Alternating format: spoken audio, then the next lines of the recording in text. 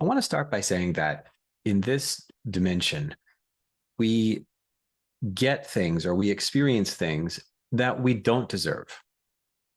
And we don't get things that we do deserve. There's all sorts of tragedy, heartbreak, loss, terrible things that can happen to us, and so forth. And there's also the notion of how we need love in order to survive and to thrive. We need a sense of connection, and we have basic needs. And you could say that in the same way that a plant deserves water, right?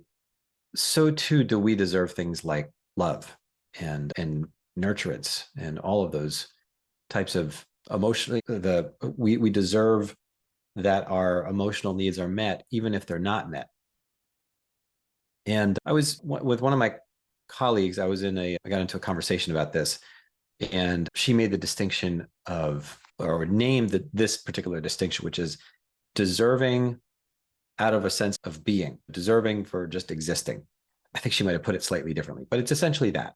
We can make the distinction between deserving at kind of a doing level. Oh, I went to work today and I worked so many hours, and then I deserve to get my paycheck, whatever that is. Based on some principle of fairness and reciprocity, right? We can say that there's deserving at that level.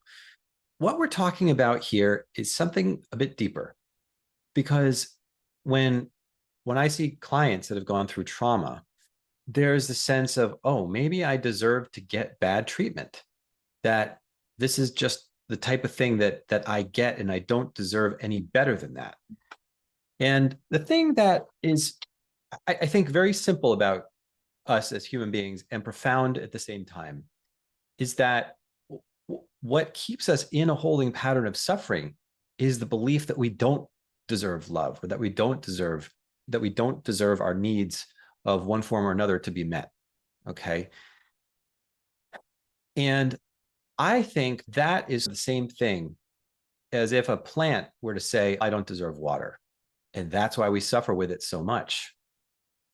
So to let go of that belief and to feel into what actually feels true, what actually feels like it resolves that particular suffering, it's the view that actually we do deserve at a being level. And this is my colleague, Misha Bearwoman, who named this specific distinction. At the being level, at a being level of deserving, or like deserving something just because we exist, right? That kind of deserving is because we have a need for love, like a plant has a need for water. That means we deserve it. And the thing, again, about living in this particular dimension is that we don't always get it. And that's why we have all sorts of emotional wounds, is because we don't get things that we do deserve at some fundamental level. Maybe I am using the word deserve a little bit loosely here. Although at the same time, again, when a client believes that they don't deserve something, when they don't deserve love, for instance, right? One of a fundamental basic need. If a client believes that they don't deserve love, that is what keeps a trauma imprint or a suffering imprint of some sort just churning around, round and around. And if they're living their life continuing to believe that they don't deserve love, again, it's a plant that believes that it doesn't deserve water. If plants can move around and stuff, and some of them believe that they didn't deserve water, then maybe they just wouldn't seek out water, and then they'd be starving to death half the time. All of this is to say, if anybody out there feels as if you don't deserve love, I would just invite you to try on, and this is not like a kind of, I'm going to install a new belief to override my old belief. This isn't that. What it is, I'm just going to invite you to let go of the view that you don't deserve love, or you don't deserve X, if it's a basic kind of need. Feel what it's like to let go of the view that you don't deserve love, and just see what happens. And sometimes we'll get to a layer deeper. Oh, wow. Oh, okay. If I let go of this belief that I don't deserve love, yeah, that feels good. And sometimes, yeah, it's just, yeah, that feels good. Wow. Okay. Wow. I don't know why I held on to that for so long. Yeah, Michael's right.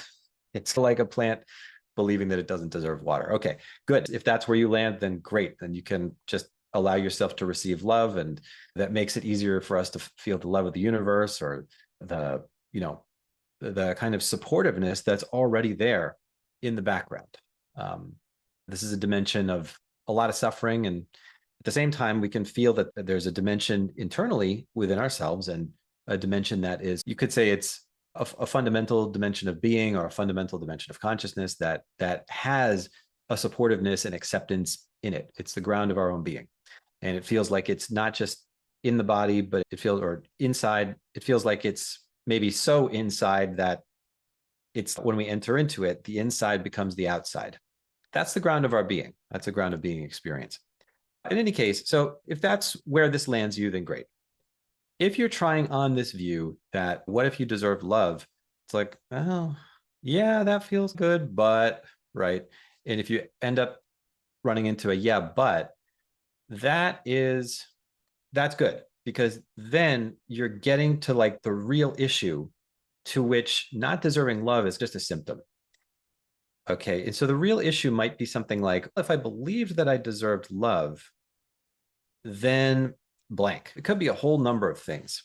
But sometimes the deeper core level beliefs, mental models, schemas, whatever you want to call them, that are usually unconscious, the deeper level can often be something like this.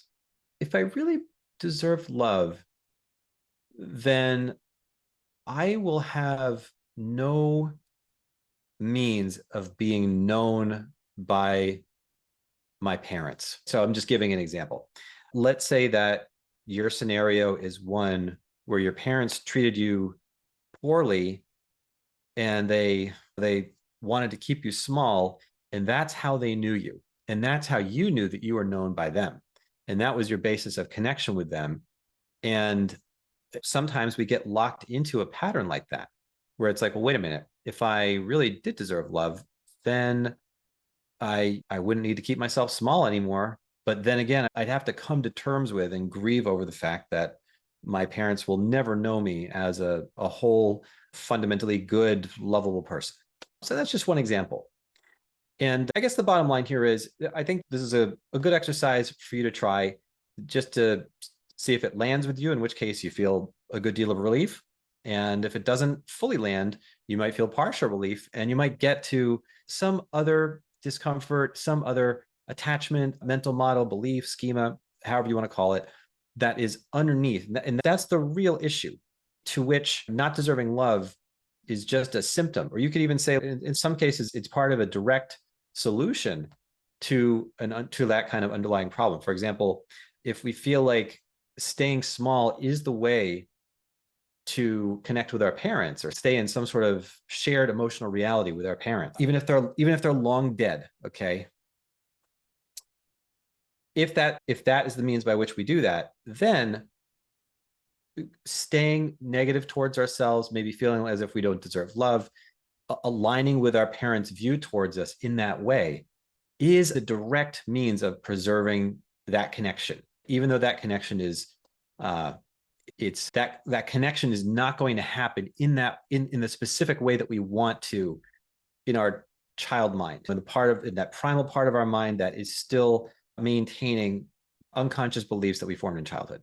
Anyway, I didn't want this to be too much of a tangent. If you have questions on this, you can feel free to post them. But I just wanted to just introduce this idea to everybody. If we think about a plant that felt like it didn't deserve water, that would be a pretty absurd situation, wouldn't it? And since love is such a fundamental human need, it's really like that. When we feel as if we don't deserve love, it's like a plant feeling as if it doesn't deserve water. And in every single one of my clients that I've worked with, that is the type of thing that keeps them in a suffering pattern. And once they're able to let that go, that's a large part of them being able to just accept all sorts of love in their life, to open to that need actually being fulfilled. Sometimes people do spiritual practices also, whether it's energy healing, which I love. I'm not against energy healing at all. I'm just saying that we can do all sorts of spiritual practices like energy healing and prayer and you name it, meditations of all sorts, body work. And if we're trying to do that to get some sort of self-soothing, but in the background, we have a real gut level, feeling level, nonverbal belief that we don't deserve love, it's gonna the effect of those practices is going to be limited. So it's really important to get at that underlying level of not deserving love or feeling like we don't get to have it for one reason or another, and to really investigate what it is that's holding us in that position of not being able to have it. Okay. So I would invite everybody just to try that exercise. If you do feel deep down that you don't deserve love for some reason, just see what it would be like if you let that go. And we're not talking about, again, we're not talking about love at some like I deserve love because I'm a nice person, or I don't deserve love because I did a bad thing or many bad things or whatever. It's not that. That's all conditional. There's no condition that, how would I put this? There's really the fact that a plant needs water is just part of the nature of what the plant is, right? For the fact that we exist at all, that's why we deserve it. There's really, this is something that we get at the being level because it's such a fundamental part of what we are. And there's actually, I would argue that there's more of a sense of doing in stopping that a sense of love or acceptance or nurturance, especially if we have access to that in our life, or if we've had meditative experiences in the past where we feel the love of divinity or the universe or whatever your spiritual paradigm, however you would put that. If you look at those core mental models or beliefs, you can feel that it's a doing. It's a doing that our mind-body system is doing unconsciously, or it's beneath our ordinary level of awareness, but it's accessible. We can change it. It's something that it's a doing that's happening in the background, and you can undo it and your life will get a lot better. All right. So I hope this was useful to you. And if you have any questions, you can feel free to email me or put your questions in the chat. Thanks. Or in the comments below, rather. Thank you.